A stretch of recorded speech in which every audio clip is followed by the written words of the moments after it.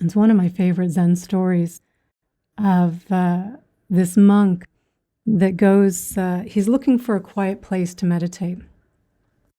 He's thinking the monastery is getting a little too noisy, he's getting interrupted too much. So he goes down to the lake and he gets this rowboat and he decides, I'm going to row out to the center of the lake and I'll just meditate out there.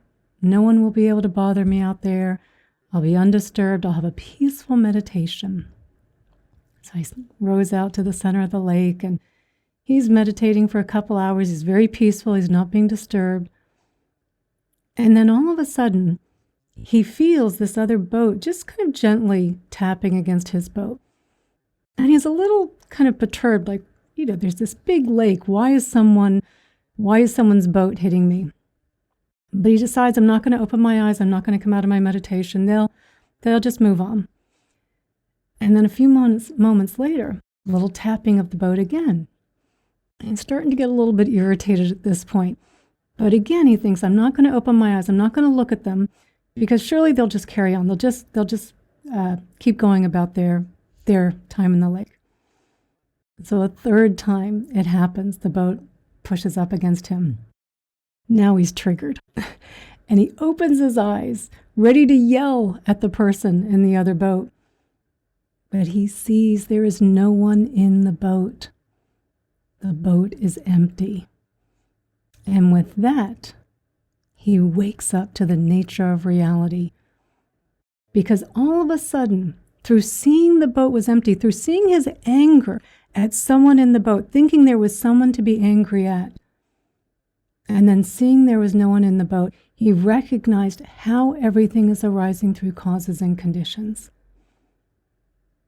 That it would make as much sense to be angry at someone at the boat for knocking into him as it would to be angry at all of the conditions that caused this empty boat to come and knock into his boat. Right? The rope that somehow became untied or maybe fell apart by being in the sun and the water, that it degraded, and so the boat came apart from the pier. Right? The rope fell apart and the boat came apart. Or the wind, the little wind or the little current that pulled the boat into his boat, that it made no sense to get angry at any of those conditions. So why would he get angry at a person if they were in the boat? Because they simply would have been arising based on all of their causes and conditions, just as the boat was arising based on all of its causes and conditions. And we can see this when we go about our day. Our boats, us as the boat, just arising causes and conditions, just interacting with other boats all day long. Maybe we're on the way to a store to return something. We need to go into customer service. And when we get there, right, maybe the customer service person's having a bad day. All of their causes and conditions, all of the wind and the current and the rope that's untethered them, right, all of these conditions that have put them in a bad mood. And we come in our boat, right, interacting with them. And maybe we're in a really good mood. Maybe we're feeling we've had a good night's rest.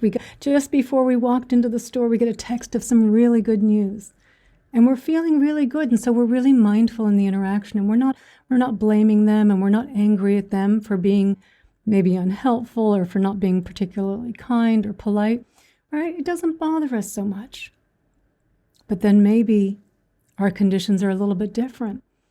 And we're running late. We overslept. On our way to the store, we got pulled over and we got a ticket. And then just as we enter the store, we get a text and it's bad news. And then we go into the store and we're really unhappy. And our boat, because of all of the conditions, then meets this other boat. And instead of being mindful, we're not very mindful. And we're really irritated because they're not being helpful. And we feel triggered, and we feel that they're the reason for this happening, that it's fair for me to blame them. They're not doing their job properly. They're a bad person. And we look at these situations and we think, well, what really determined the outcome? Right? We don't look at all of the causes and conditions. We kind of look maybe at one condition. Was I mindful or not? Right? As though we have control over whether we're mindful or not. If we had control over our mindfulness, we would wake up every morning and say, today I am going to be mindful, regardless of what happens to me.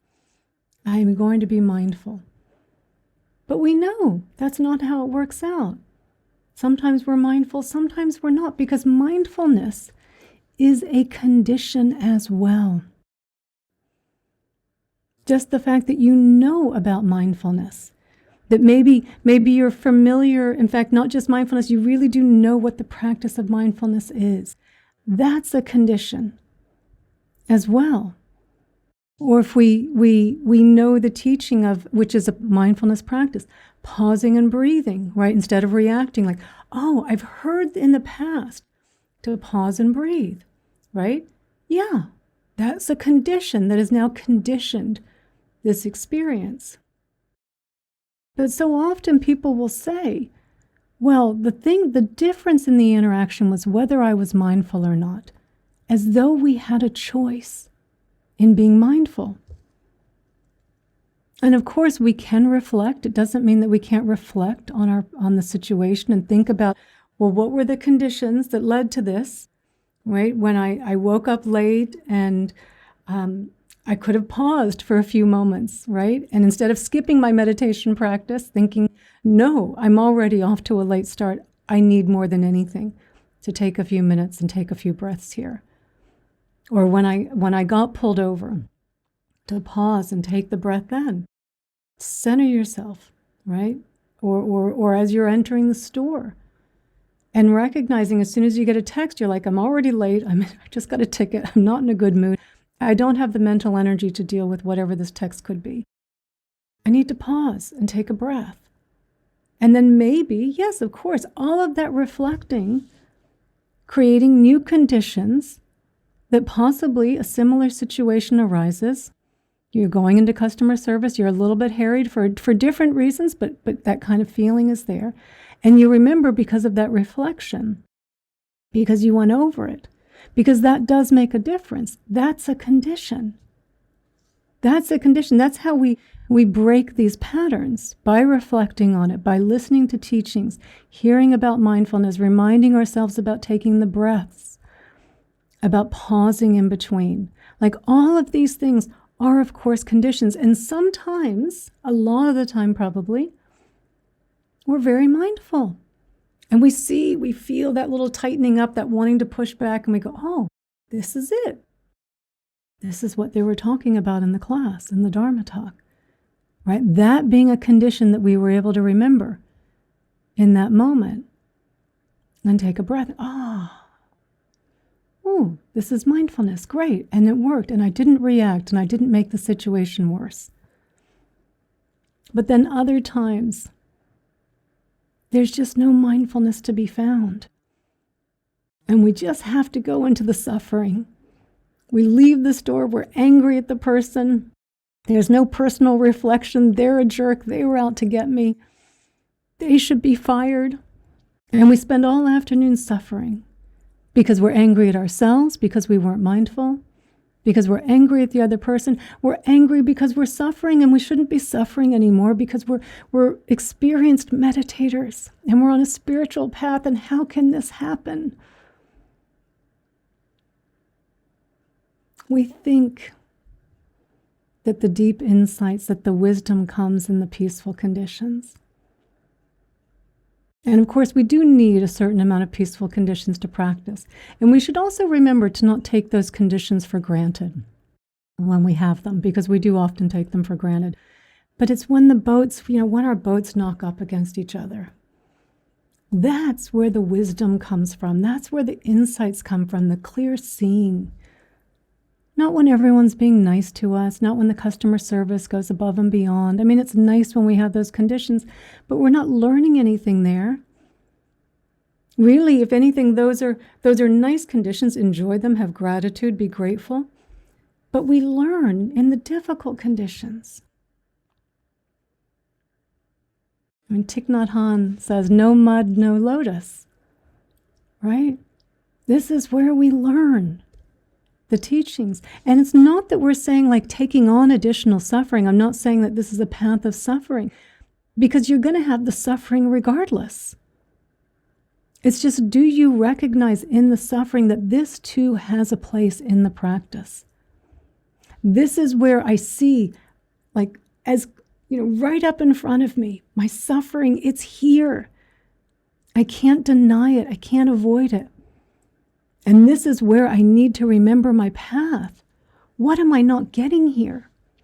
What am I not understanding? This is where we have the deep insights. If the monk had gone out into the center of the lake and no one had interrupted him, he wouldn't have woken up. He would have had a nice peaceful meditation until the next time he was irritated by something.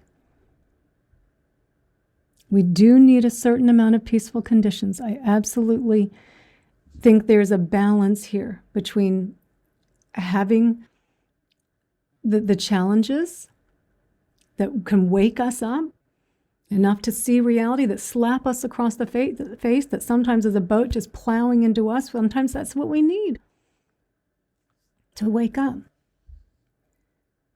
But we should remember that in the suffering, the wisdom is in there. It's not always the peaceful conditions. That's almost in fact, it's through the suffering and then the seeing of reality in the suffering that frees us for the peaceful conditions to arise. The peaceful conditions arising internally.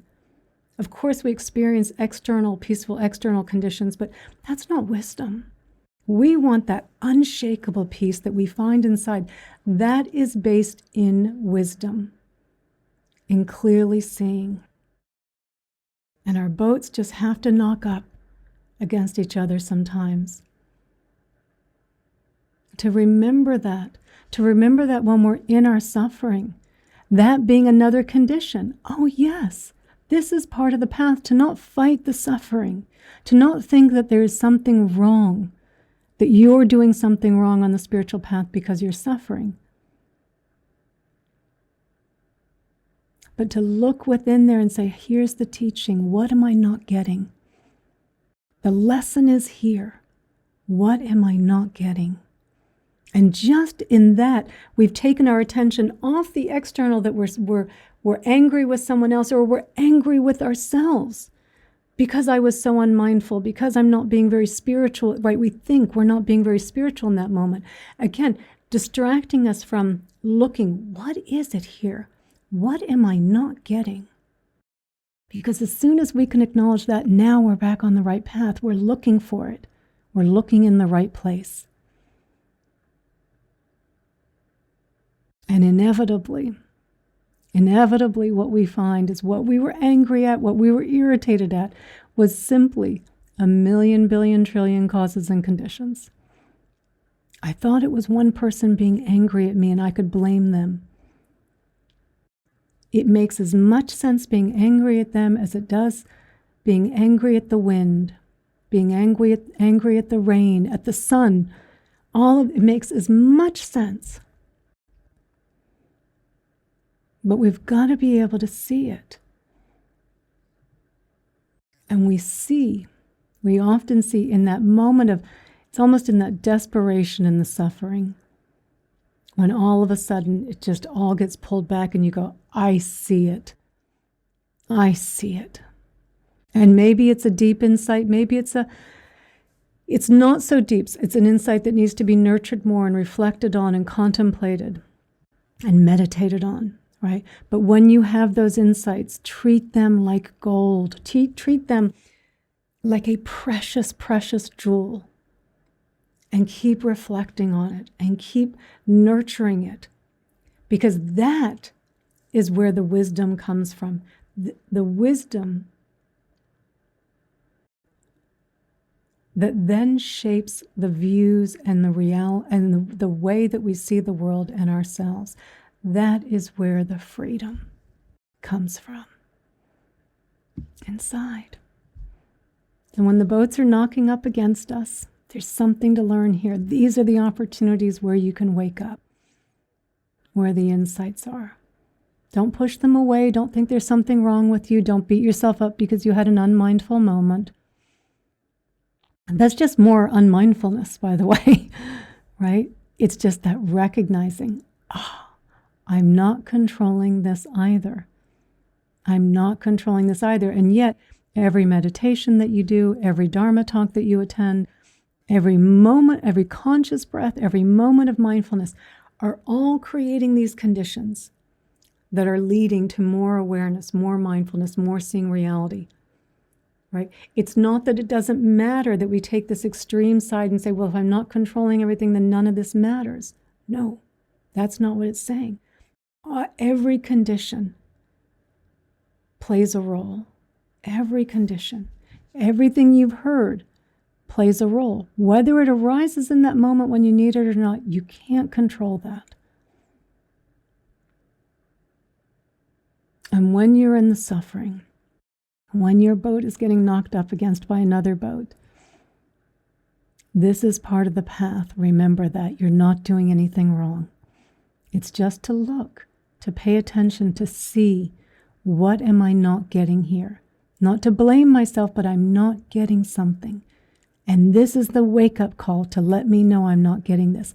I wouldn't have this opportunity to wake up if this boat wasn't knocking against me right now. So now I can pay attention and see what is really going on.